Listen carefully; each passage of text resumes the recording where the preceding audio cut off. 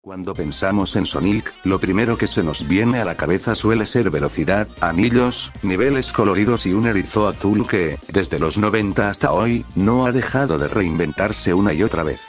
Sonic ha vivido etapas gloriosas, etapas complicadas, reinicios, experimentos y cambios tan drásticos que, con cada generación, parecía que Sega volvía a redefinir quién era realmente su mascota. Pero en medio de todos esos intentos por actualizar la franquicia, hubo un proyecto que destacó no solo por su ambición, sino por lo extraño que fue dentro de la historia del personaje. Un proyecto que quiso ser transmedia, occidental, moderno y totalmente independiente del canon principal. Sonic Boom. Aunque hoy se recuerde con cierta confusión, Sonic Boom fue uno de los planes más grandes que Sega había puesto en marcha para su personaje. No se trataba de un simple juego, ni de una pequeña serie animada ni de un producto secundario. Sega quería crear un universo completo, una reinterpretación total de Sonic enfocada específicamente en el mercado occidental, algo que nunca habían intentado con tanta fuerza. Sonic Boom debía ser un renacimiento, una puerta abierta a un nuevo tipo de público. Niños, familias y espectadores de televisión que quizá nunca habían jugado un Sonic, o que no conectaban con el estilo japonés del personaje. Pero como ya sabemos, la historia no acabó como Sega imaginaba. Y aún así, Sonic Boom dejó una huella que vale la pena explorar con detalle. Para entender por qué nació Sonic Boom, hay que entender la situación de Sonic en ese tiempo. Las ventas no eran malas, pero la imagen del personaje estaba separada. Por un lado estaban los fans del Sonic clásico, por otro los del Sonic moderno, y por otro el público que conocía al erizo solo por sus juegos más recientes. Sega necesitaba atraer a niños pequeños para seguir siendo relevante a largo plazo, tal como lo hacía Nintendo con Mario. En ese contexto, Sega of America propuso algo innovador. Crear una versión alternativa de Sonic, con una estética distinta, humor más simple, historias autoconclusivas y un estilo visual que encajara mejor con el público occidental. Este proyecto debía ser transmedia desde el minuto 1, con animación, videojuegos, juguetes, cómics y productos digitales funcionando en conjunto. Todo comenzó en 2013, cuando Sega publicó una imagen misteriosa con las siluetas de los protagonistas.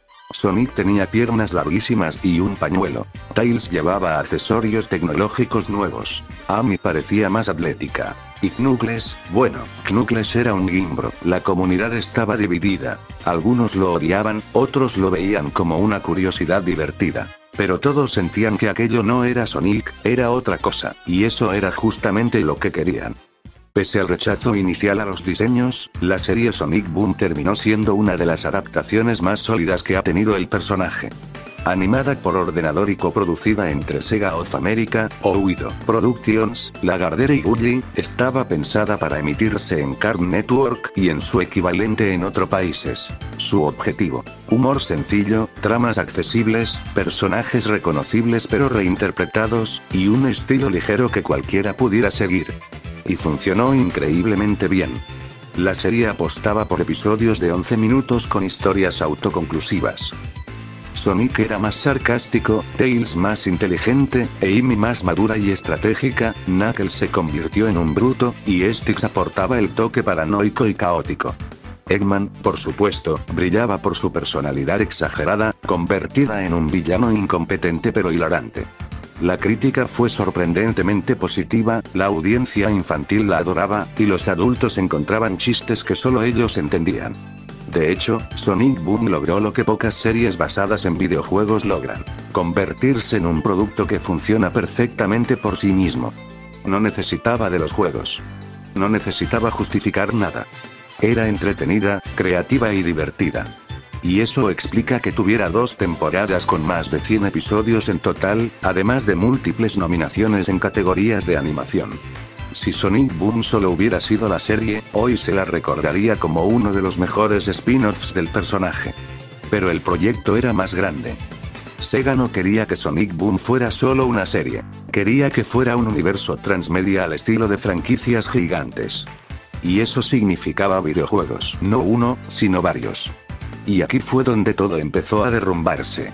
En 2013 Sega había firmado un acuerdo de exclusividad con Nintendo. 3 juegos de Sonic debían ser lanzados solo en consolas Nintendo. Los elegidos fueron Sonic Lost World, Mario y Sonic en los Juegos Olímpicos de Invierno Sochi 2014. Y el tercero, Sonic Boom.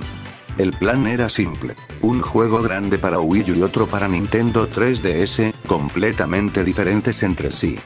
No eran adaptaciones de la serie, pero debían representar el mismo universo. El primero que salió fue Sonic Boom, el ascenso de Lyric. Desarrollado por Big Red Button, un nuevo estudio occidental, buscaba alejarse completamente del estilo tradicional de Sonic. Aquí casi no había velocidad. Era un juego de exploración, combate, plataformas, cooperativo y puzzles. Cada personaje tenía habilidades diferentes, y se incluía un látigo energético que debía ser la gran novedad jugable. La historia también intentaba ser más épica. Sonic y sus amigos liberaban accidentalmente a Lyric, un villano reptiliano milenario que buscaba conquistar el mundo. Eggman se unía temporalmente al enemigo. Sonic y su equipo tenían que recolectar las Chaos Crystals antes que Lyric y derrotarlo. Sobre el papel, sonaba bien. En la práctica, fue un desastre. Errores gráficos, animaciones rotas, mala optimización, una cámara incontrolable, bugs que rompían el juego por completo y un diseño de niveles inconsistente. La crítica lo destrozó, y los fans lo consideraron uno de los peores juegos de Sonic jamás creados. Stephen Frost, productor del juego, incluso salió públicamente a admitir los fallos. Exceso de ambición, malas decisiones, falta de tiempo, y demasiadas ideas mezcladas sin pulir. El segundo juego que se lanzó para promocionar la serie fue Sonic Boom: El Cristal Roto. Desarrollado por Sanzaru Games, este título era distinto. Plataformas en 2D con exploración, alternancia de personajes y poderes específicos.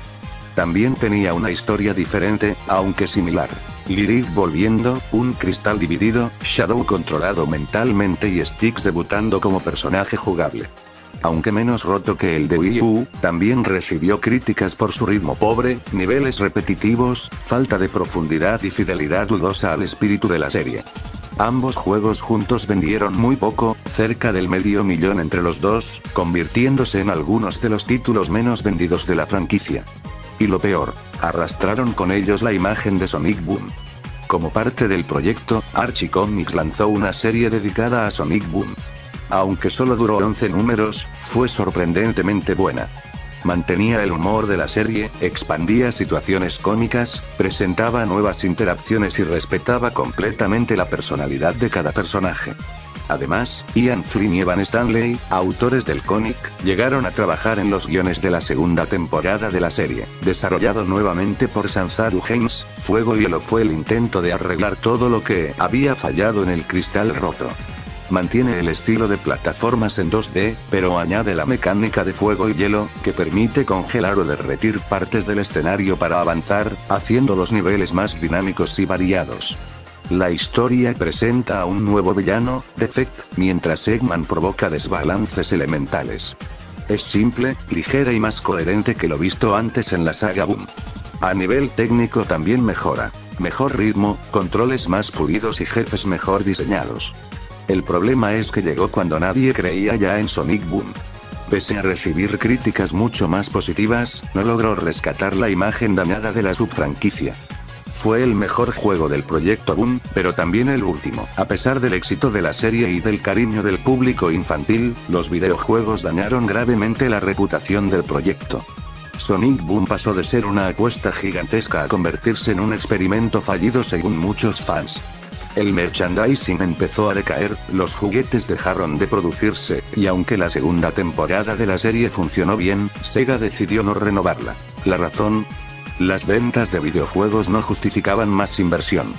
El público objetivo creció y dejó la serie atrás.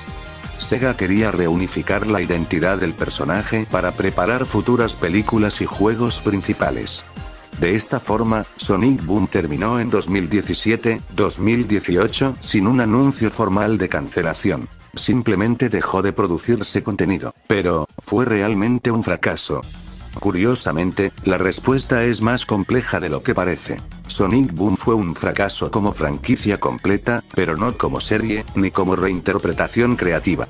La serie sigue siendo considerada una joya cómica. Styx se volvió un personaje querido, al punto de aparecer en otros juegos y eventos. Muchos episodios son recordados por su humor autorreferencial. Y para muchos niños, Sonic Boom fue su primer contacto con Sonic. De hecho, con la llegada de las películas de Paramount y la nueva ola de fans que surgieron, algunos han regresado a la serie y se han encontrado con algo mucho mejor de lo que la reputación general hacía creer. Sonic Boom nunca fue un reemplazo de Sonic. Fue una interpretación alternativa. Una posibilidad más.